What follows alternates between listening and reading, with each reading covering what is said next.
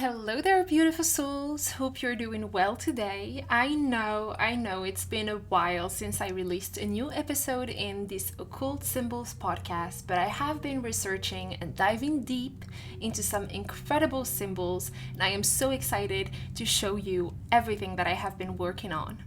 But today I'm going to use an article that I wrote last year for the Ornamency website and share with you some of its insight.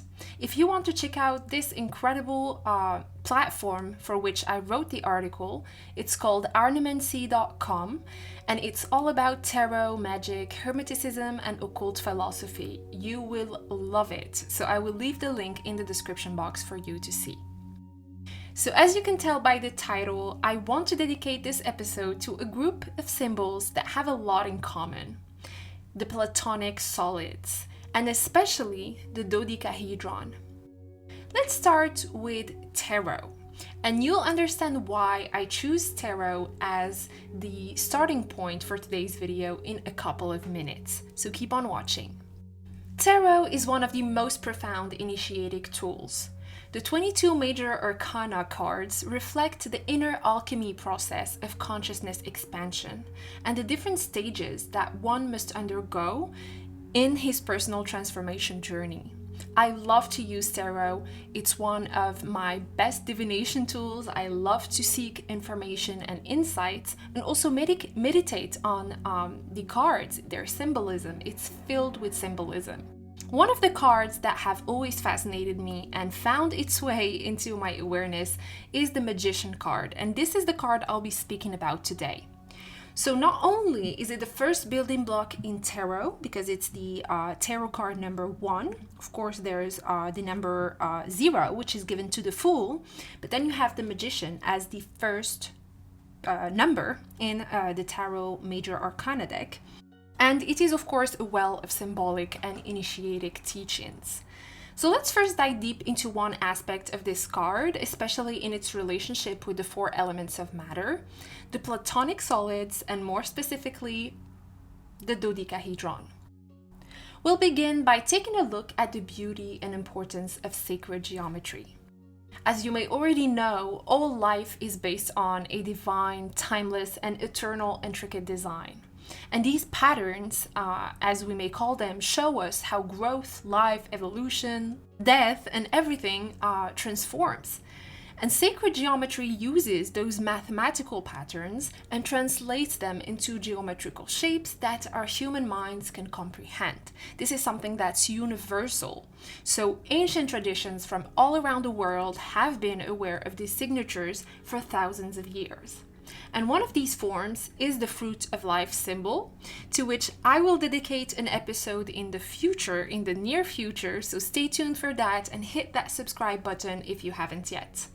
But anyways, this fruit of life symbol is bound by the 5 Platonic solids. Every Platonic solid is found within this symbol, who, of course, when they are combined, these Platonic solids make up the core of creation itself. There's a Platonic quote that I wanted to share with you guys, and it says, "The combination of the 5 Platonic solids with themselves and with each other give rise to endless complexities, which anyone who is to give a likely account of reality must survey." So according to Platonian schools of thought, the universe is made of 5 polyhedrons: a cube, a tetrahedron, an octahedron, an icosahedron, and a dodecahedron. And I know, what a bunch of unpronounceable words. Don't worry. All you need to remember today is that these solids are known as the Platonic solids. And although the Platonic solids are named after the infamous philosopher Plato, they have been around for way longer. So of course it's not his creation per se, but he just helped push them into the public sphere, if you want. So in a nutshell, they represent the 5 elements that constitute the fabric of creation. Each Platonic solid stands for an element, but also a concept and an energetic blueprint. And the demiurge, which is also called the designer or the engineer of the universe, aka God, if you want, according to the Platonic philosophy, it constructed the four elements based on the Platonic solids. So you find fire, water, air, and earth. And by the way, one of my most popular videos on my channel is a video that I dedicated to the four elements, how we can better work with them, integrate them, and understand their energetic signature. So make sure to check out that video if you haven't yet. I will leave the link in the description box and in a card somewhere over the screen. So let's assign each element with a Platonic solid now. So the cube represents earth. The octahedron represents air. The icosahedron is water, and the tetrahedron is fire. So as you can see, the only Platonic solid left is the dodecahedron. So which element is related to the dodecahedron, you may ask? Well, it is assigned to the fifth element, which is called ether. So the dodecahedron is ether. The fifth element, it is such an important thing, and it is also named spirit, space, or cosmos, and it is an all-inclusive, unifying, and binding energy that encompasses all the other four, and it represents the life force as at its purest. This is the most ethereal form. Another quote that I liked that I wanted to share with you guys is, there still remained a fifth construction which the god used for embroidering the constellations of the whole heaven. The dodecahedron is one of the lesser known Platonic solids. There has been a lot of mystery around this symbol. At its core, the dodecahedron represents a translunary substance. This is spirit, union, and the link between physical reality and pure divinity.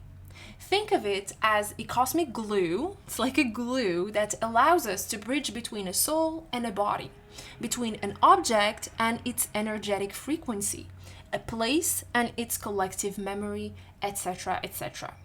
So invisible, uncatchable, impossible to describe, the fifth element is ever present nonetheless. Yet it is only seen by those who are willing, like you and I, to believe that there is much more to reality than what meets the eyes. This is where symbolism comes in, and why it's very important to have this symbolic interpretation of reality, because you begin to see that a drawing, a sigil, a symbol has meaning, and it teaches us to look beyond what we can see with our senses. So let's take a deeper look at the solid itself now. A dodecahedron is 20 intersections, 30 edges, and 12 pentagonal faces. Of course, think of it as a 3D form and not as a flat symbol, because you have to look at every Platonic solid as a 3D shape that can be, touched. It's like something that you could hold in your hands, basically. So in terms of the 12 pentagonal faces that I just mentioned, these 12 pentagonal faces, they have a powerful symbolic meaning, and they represent a visual representation of the 12 steps of the ladder of life that spirit needs to climb up and down in a constant, subtle symphony. This is really beautiful, guys.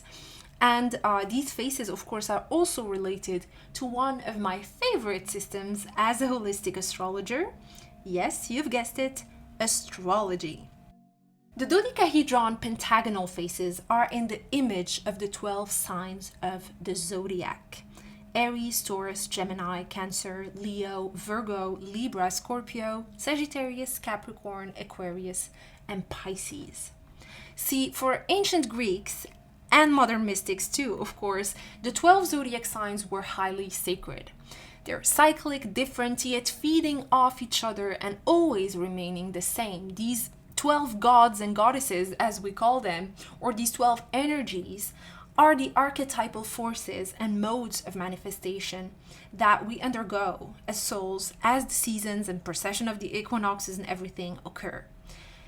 And the reason why the sky is divided into 12 in the first place, and why the dodecahedron has 12 pentagonal faces, is no accident. The number 12 in itself is a highly sacred number that many traditions and cultures across the globe are well familiar with. And I bet you that this is a number that you, either consciously or unconsciously, already know has a highly symbolic value. Considered a divine number by Pythagoras, 12 represents the supreme metaphor of oneness, completion, and perfection. The reason for that is that 12 is a combination of number 1, which represents, oneness, male energy. When I say male, I'm not speaking of gender. I am speaking of the active force, our conscious side.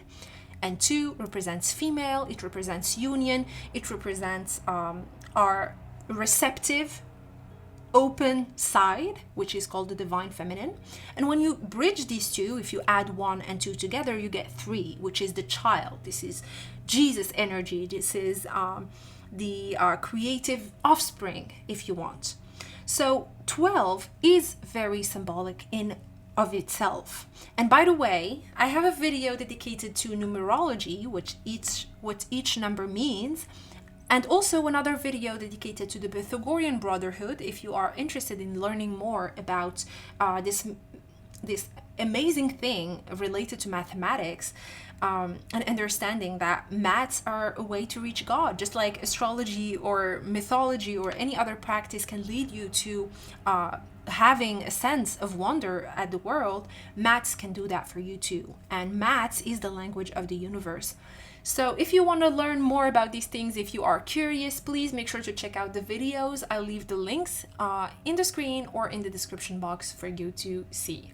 Anyways, because of all of this, all throughout history, the number 12 played a key role in numerous mathematical, allegorical, and metaphorical stories and systems.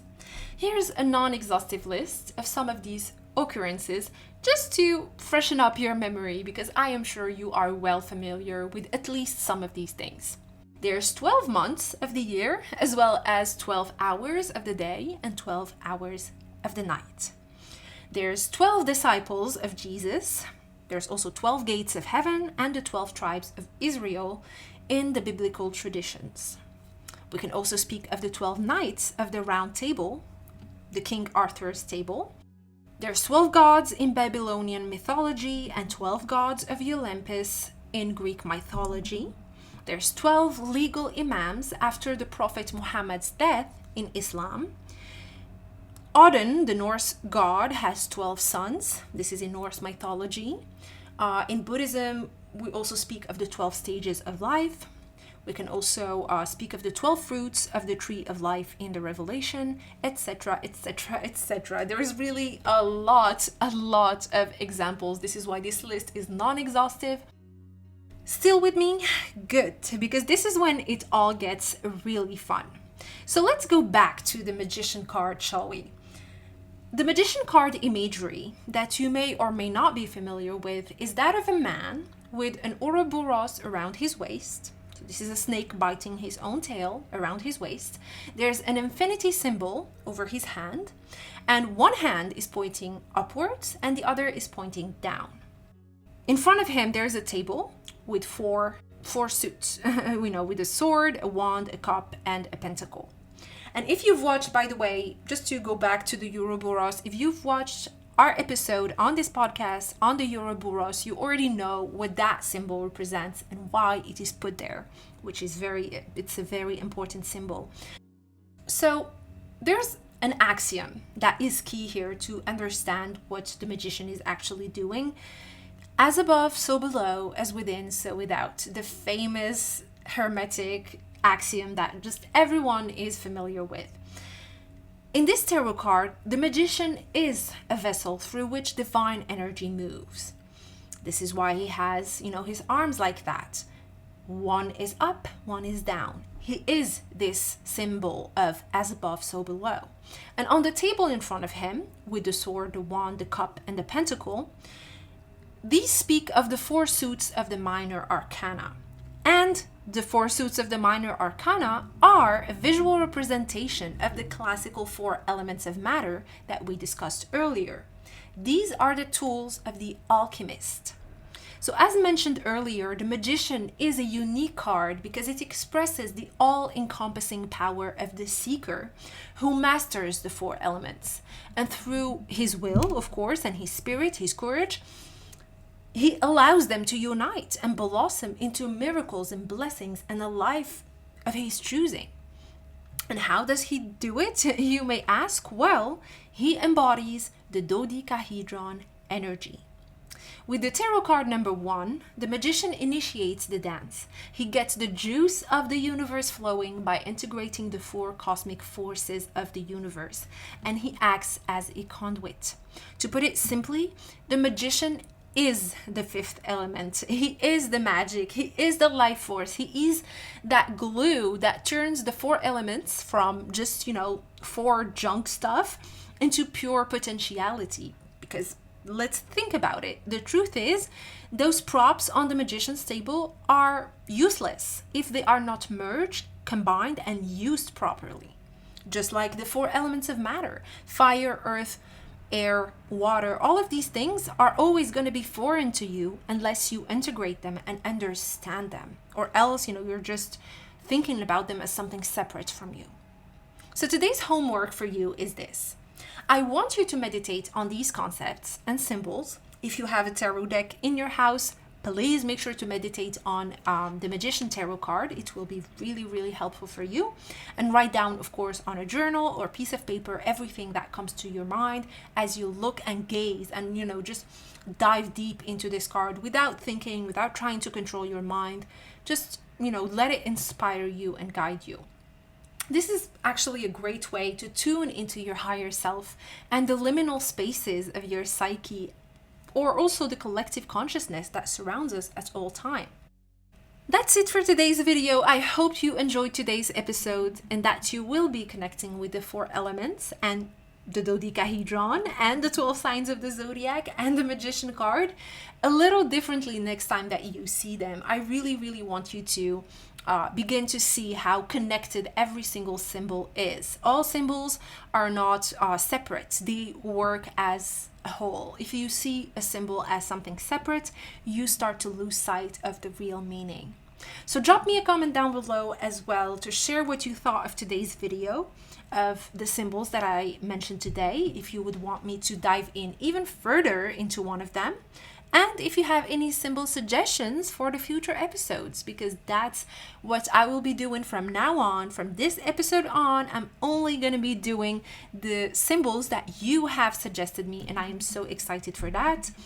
I hope you find and embody the light that is within you all along and become that dodecahedron, that vessel, that magician that you are.